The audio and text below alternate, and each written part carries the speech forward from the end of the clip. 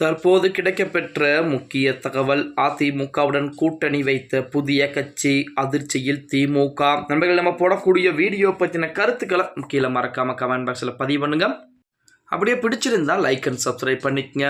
தமிழகத்தை பொறுத்த வரைக்கும் நேற்று தினம் அரசியலிலே மிகப்பெரிய ஒரு பரபரப்பான ஒரு சம்பவம் என்பது நடந்திருக்கிறது. அதாவது அதிமுக கூட்டணியிலே பாமக, பாட்டாளி மக்கள் கட்சி என்று சொல்லக்கூடிய பாமக கூட்டணி என்பது இணைந்திருக்கிறது. அதுவும் அன்புமணி ராமதாஸ் அவர்களின் மூலமாக எடப்பாடி பழனிசாமியை சந்திப்பு நடத்தி அந்த நேரத்தில் பொதுவெளியிலேயே செய்தியாளர் சந்திப்பில் கூட எடப்பாடி பழனிசாமி அதிமுகவுடன் நாங்கள் கூட்டணியில் இணைந்திருக்கிறோம் அப்படிங்கிற தகவலை அன்புமணி ராமதாஸ் அவர்கள் உறுதி செய்திருக்கிறார். அதே போல பாட்டாளி மக்கள் கட்சியை பொறுத்த வரைக்கும் அப்பா மகன் பிரச்சனை, ராமதாஸ் அன்புமணி ராமதாசுடைய பிரச்சனை என்பது மிகப்பெரிய அளவிலே வெடித்துக் கொண்டிருக்கிறது அப்படிங்கிற தகவல் நம்ம அனைவருக்கும் தெரியும்.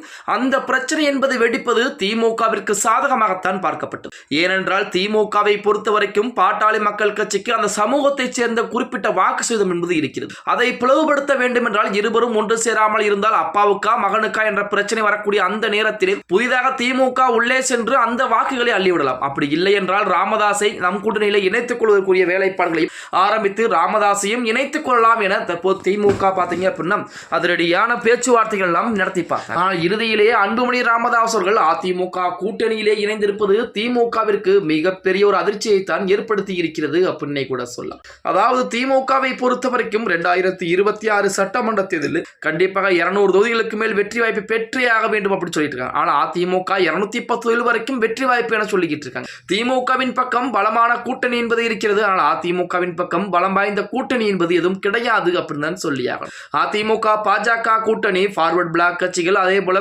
புதிய தமிழகம், அந்த மாதிரி சின்ன சின்ன அமைப்புகள் என்பது இருக்கிறது. பாமக தற்சமயம் உள்ளே வந்திருப்பது அதிமுகவிற்கு மிகப்பெரிய ஒரு வெற்றி வாய்ப்பாகத்தான் பார்க்கப்படுகிறது. அதே போல தேமுதிக நாளை தினம் அவர்களுடைய மாநாட்டிலே அறிவிப்புகளை கொடுக்க இருக்கிறாங்க. அந்த மாநாட்டை பொறுத்த வரைக்கும் அவர்களும் அதிமுக கூட்டணிக்குள் தான் வருவதற்கு அதிகப்படியான வாய்ப்புகள் என்பது இருக்கிறது அப்படிங்கிற மாதிரி செய்திகள் தான் இதுவரைக்கும் வெளிவந்த வண்ணம் இருந்து கொண்டிருக்கிறது.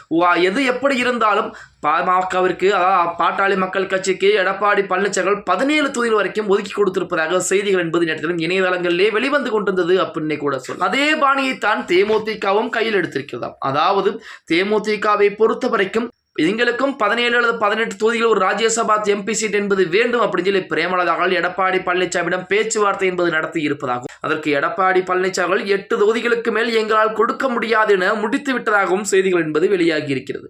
இதையெல்லாம் ஒருபுறம் இருந்தாலுமே பாட்டாளி மக்கள் கட்சி என்பது அன்புமணி ராமதாஸ் அவர்களின் மூலமாக அதிமுக கூட்டணியிலே இணைந்திருப்பது அதிமுகவிற்கு மிகப்பெரிய ஒரு சந்தோஷத்தையும் அதே போல ஒரு உந்து சக்தியும் ஏற்படுத்தி இருக்கிறது அப்படின்னே கூட சொல்லலாம். ஓகே கைஸ், வீடியோ பிடிச்சிருந்தா மறக்காம லைக் பண்ணிருங்க. அப்படியே இந்த வீடியோ ஃப்ரெண்ட்ஸ் அண்ட் ஃபேமிலிக்கும் ஒரு ஷேர் பண்ண மறந்துடாதீங்க.